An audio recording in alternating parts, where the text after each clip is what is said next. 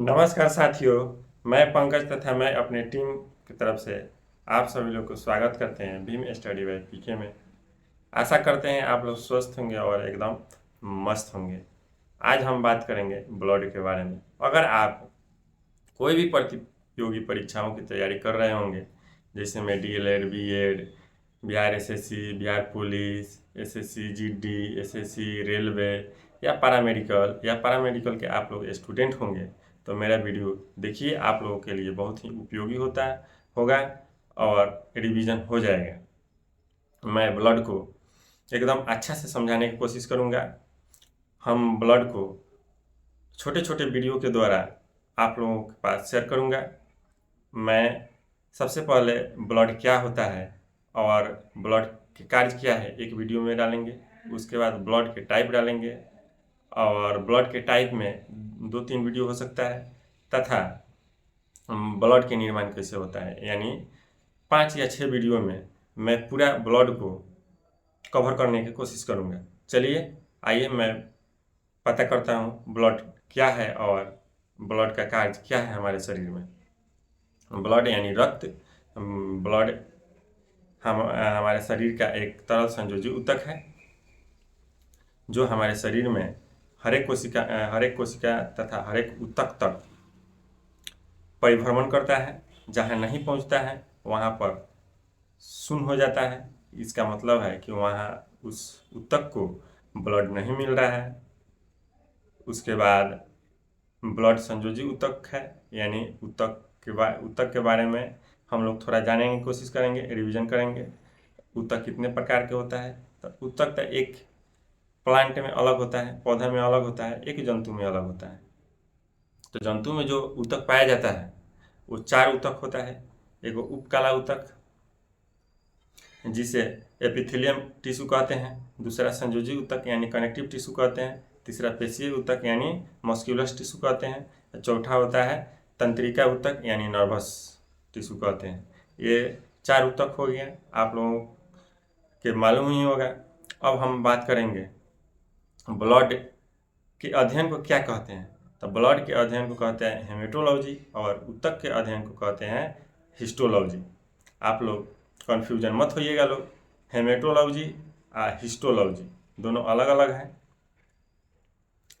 उसके बाद हम बात करेंगे कि ब्लड का कार्य क्या होता है। तो ब्लड का कार्य हमारे शरीर में सबसे पहले ट्रांसपोर्टेशन के कार्य करता है, यानी फेफड़ा से ऑक्सीजन को लेकर शरीर के हर एक ऊतक तक पहुंचाता है और फिर वहां से कार्बन डाइऑक्साइड को लेकर फेफड़ा तक लाता है और फेफड़ा के द्वारा श्वसन प्रक्रिया के द्वारा नसिका द्वारा बाहर कर देता है कार्बन डाइऑक्साइड को वायुमंडल में। ये हो गया ट्रांसपोर्टेशन के कार्य।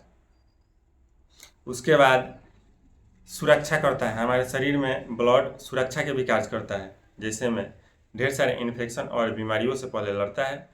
अगर उससे अधिक इन्फेक्शन हो गया तो हम लोगों को सूचना मिलने लगता है और तबीयत खराब हो जाता है। उसके बाद ताप नियंत्रण यानी टेम्परेचर रेगुलेशन करता है, यानी हमारे शरीर के तापमान हमेशा 98.6 डिग्री फ़ारेनहाइट बना कर रखता है। अगर कोई इन्फेक्शन हुआ तो हमारे बॉडी का टेम्परेचर बढ़ जाता है। इसका मतलब है कोई इन्फेक्शन हुआ है, जल्द से जल्द हम लोगों को डॉक्टर की सलाह लेना चाहिए। और चौथा कार्य है संग्रहण के कार्य, स्टोरेज करके रखता है।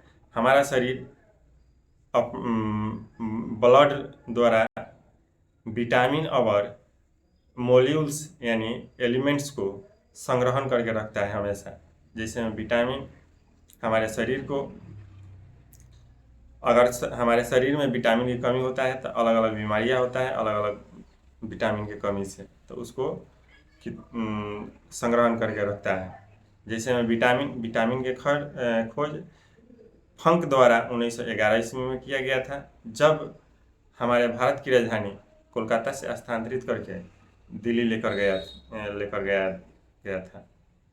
उसके बाद मोल्यूल्स यानी एलिमेंट्स, जैसे हमारे शरीर में सोडियम और आयरन, कैल्शियम, ढेर सारे मोल्यूल्स पाया जाता है जिसको संग्रहण करके रखता है। उसके बाद उत्सर्जन, हमारा शरीर में ब्लड उत्सर्जन कैसे करता है? तो हमारे शरीर में जो भी अवशिष्ट पदार्थ होता है उसको, जैसे में यूरिया को ब्लड किडनी तक ले जाता है, किडनी उसको प्यूरिफाई करके अवशिष्ट पदार्थ को छान कर मूत्र मार्ग के द्वारा बाहर निकाल देती है, और जो रक्त बचता है उसको पुनः फेफड़ा तक भेज देता है। उसके बाद उत्सर्जन, उत्सर्जन हो गया। अब हमारे शरीर को ब्लड पीएच मान को मेंटेन करके रखता है, जैसे में एसिड बेस को बैलेंस करके रखता है। अगर एसिड बेस का वैल्यू अगर ज़्यादा ऊपर नीचे हो गया तो आदमी की जान भी जा सकता है। ये हो गया ब्लड क्या है और ब्लड का कार्य हमारे शरीर में क्या है। उसके बाद हम लोग जानेंगे ब्लड यानी रक्त कितने प्रकार का होता है। ब्लड दो टाइप का होता है, एक प्लाज्मा एक रक्त कणिका। एक प्लाज्मा एक रक्त कणिका। प्लाज्मा 55% होता है और रक्त कणिका 45% होता है।